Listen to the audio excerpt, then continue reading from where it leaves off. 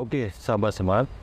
Kali ini kita kedatangan seorang manusia yang kita nilai dari Smart Lapak super banget gitu. Yang selama ini kemungkinan Smart Lapak cari-cari karena sesuai dengan channel kita ya sebagai Smart Lapak. Jadi mencari manusia-manusia yang mempunyai kecerdasan dan intelijen dan peduli terhadap Nusantara. Sosok yang kamu temukan yaitu Bapak Enjeng Pangeran Aryo Nikolas Nyoto Prasetyo Dono Nagoro. Ya, Dono Nagoro. Wah, namanya panjang juga. Nah itu Pak, yang kadang orang bikin penasaran ya Pak. Ya. Ini Pak, itu apa sih sebenarnya yang dicari dengan melayani orang lain atau membiarkan rumahnya untuk orang lain, maka apa bebas di situ Ya. Pak. Sedangkan ya kalau dibilang harta atau Bapak nggak butuh lah semua itu gitu Pak. Ya, Bapak hidup sendiri aja menikmatin semua aja udah. Maka saya sudah tidak melakukan Kenapa? pencarian sebenarnya. Kenapa harus sibuk-sibuk lakukan? Ya, contoh saya sudah tidak mencari, justru tugas saya berbagi. Jadi sudah pencarian apa-apa saya ini. Mencari supaya namanya terkenal juga udah enggak. Itu kan, mencari supaya dapat pujian juga enggak. Mencari untuk supaya orang mengasihi saya kemudian mengirimkan bantuan ke saya. Ya. Karena saya menyalurkan bantuan ke orang lain juga saya enggak kan gitu kan. Iya. Karena saya menolak. Kan gitu. Jadi udah enggak ada pencarian. Tugas saya tinggal menyalurkan sekarang ini. Murni melayani dan Iya. beri itu tadi Pak. Namanya melayani, mengasihi itu kan menyalurkan. Mengasihi itu memberi. Mengasihi itu adalah sesuatu yang keluar dari dalam hidup kita. Nah sekarang gini Pak, banyak orang penasaran apa sih yang diperoleh Pak dari itu Pak? Dampak apa sih Pak? Banyak sekali dampaknya. Dengan melihat banyak orang bahagia tadi. Dengan melihat banyak orang mengalami keajaiban dalam hidupnya. Kami pun bahagia. Kami mengalami apa yang dirasakan mereka, saya pun merasakan. Kan gitu. Karena kalau dipikir apa sih tujuan hidup kita ini, Ya. pasti banyak orang kan pengen bahagia tuh. Ya. Pasti banyak orang pengen bermanfaat hidupnya kan itu.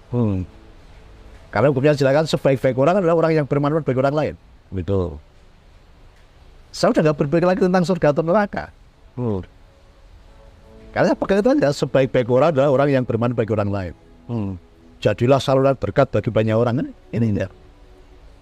Kalau kita sudah melakukan ini, masa masih kita mikir surga dan neraka? Oke. Ya, ya. Iya kan? Karena itulah yang Tuhan inginkan supaya kehidupan umatnya itu menjadi baik kan itu. Nah kita yang sudah mendapatkan kebaikan Tuhan tadi, tugas kita tinggal menyalurkan aja. Tinggal menjadi berkah aja buat mereka kan gitu kan. Nah, dari Bapak sendiri mencikapi sekeliling atau apa itu bagaimana? Saya cuma menekankan aja, saya selalu katakan dengan orang-orang saya, ingat bahwa kita ini berjalan berdasarkan hukum-hukum semesta. Ya kan? Karena hukum ini sifatnya pasti. Kalau Anda melawan hukum-hukum kehidupan ini ya nanti dampaknya akan ke Anda sendiri. Penyadaran aja. Ya itu. Oke. Ketika melakukan kesalahan ya kita sadarkan gitu aja kan. Nah, ya kita menyadarkan. Tapi kalau saya melihat ya tadi mereka masih berproses. Itu pun berlaku pada semua ya. Semuanya. Pak? Datang Semuanya. Ya, maka berproses. bahkan pada keluarga Bapak sendiri. Sama. Karena kan Berproses juga. Iya, berproses. Saya pun mengajarkan ke anak-anak saya juga. Contoh anak saya yang kemarin dia tinggal di Solo nggak sama saya. Dan pas libur dia kan tidur di rumah. Ada orang dari luar kota datang. Ini pas hari libur kan kami nggak terima tamu biasanya. Tapi kan juga karena ketidaktahuan orang itu hari Minggu datang. Kan di pintu kami itu nggak pernah dikunci, pintu gerbang kan terbuka terus. Nah, dia masuk. Karena pintunya tertutup, dia gedok-gedok. Kebetulan kamar anak saya pas tidur. Dia kaget gitu. Ya. Kaget. Nah, dia sempat marah. Mau nggak tahu kalau ini libur, betul-betulnya keras sekali ya, gitu kan. Ya, udah saya panggil. Nggak boleh gitu, nggak boleh gitu mas. Kan dia nggak tahu, dia melakukan itu karena nggak tahu. Ya, ya, ya. Jadi jangan disalahkan. Dia melakukan itu kan karena ketidaktahuan. Ya diterima dengan baik. Misalnya papa nggak ada, tunggu ya atau nginap dulu. Papa baru keluar kota. Dilayani. Mereka tuh datang ke sini itu kan karena dia sedang ada masalah. Jadi jangan disambut dengan marah. Oh gitu Pak ya, iya. Semua orang yang ke sini kan orang-orang yang sedang masalah. Ada orang yang sedang masalah itu kadang dia tidak memikirkan tentang sopan santun dan lain-lain karena di dalam pikirannya sudah dipenuhi masalah kan itu. Nah kita ya harus maklum. Jangan kita menuntut mereka harus seperti ini. Nah, seringkali kita ini kan sering menuntut orang harus begini. Kita nggak ngerti apa yang sedang dia pikirkan, beban apa yang dia sedang hadapi kan itu. Maka harus melayani tadi. Oh jarang Pak orang pemikiran seperti Bapak. Ya bahkan ini pun berlaku juga untuk ART kami juga, asisten rumah tangga. Oh itu. Istri satu sering ngajari mereka juga. Karena tadi ya mereka kadang capek kan, setiap hari melayani ratusan orang. Masak dari pagi, di siang habis lagi masak lagi, melayani banyak orang. Kadang ada secara manusia capek. Karena pas capek itu pelayanannya kurang baik gitu loh. Ya, ya. Kadang bentar-bentar sama tamu, nanti Guniko akan mengajari mereka. Oh caranya nggak gitu. Kalau kamu capek istirahat gantian. Dipanggil saya yang melayani. Itu jadi Guniko pun juga ikut melayani juga. Itu kan sifatnya ada memberi, melayani ya. Iya, itu aja. Ya kan. Nah, apa nggak takut Pak untuk masa kekurangan, masa habis? Nah kalau takut berarti tidak menyatu dengan sang terang tadi. Oh. Kalau kita masih ada ketakutan berarti ya Anda belum mengenal siapa Tuhanmu. Kalau banyak orang mengaku itu bahwa Tuhan itu maha kaya, Ya. Tuhan maha berkelimpahan. Nah, masa dekat sama sang maha kaya takut. Masa dengan dekat dengan yang maha kaya kita khawatir. Ya. Nah itu kalau dalam hidup masih ada ketakutan dan kekhawatiran ya tandanya kamu nggak mengenal siapa Tuhanmu tadi. Selama ya orang hanya mengapalkan aja kan. Ya. Tuhan yang maha kasih, Tuhan yang maha penyayang, Tuhan yang maha kaya, Tuhan yang maha bla bla bla.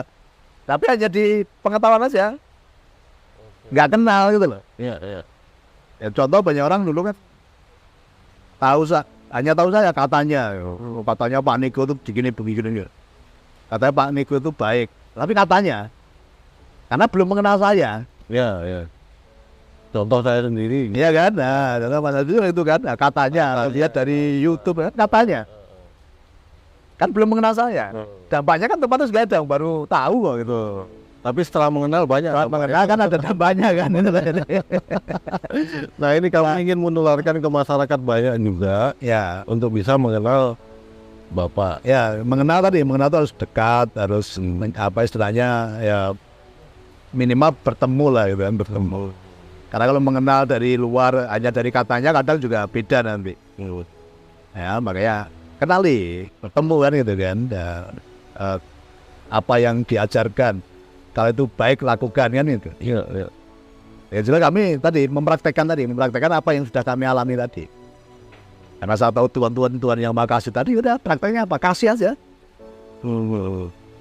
Maka rumah saya terbuka 24 jam.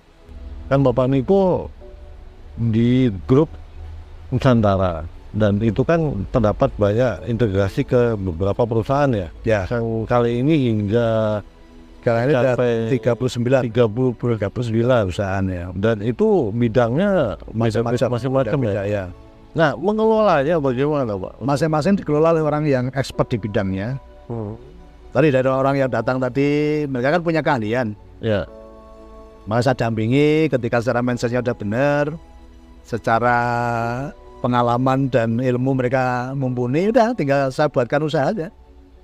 Iya, tapi untuk nilai kepercayaan itu nggak mudah, Pak. Karena setan apa tadi saya katakan, kalau kamu boleh melakukan kesalahan, ketika kamu niat nipu pun kamu bukan nipu saya, sahabat.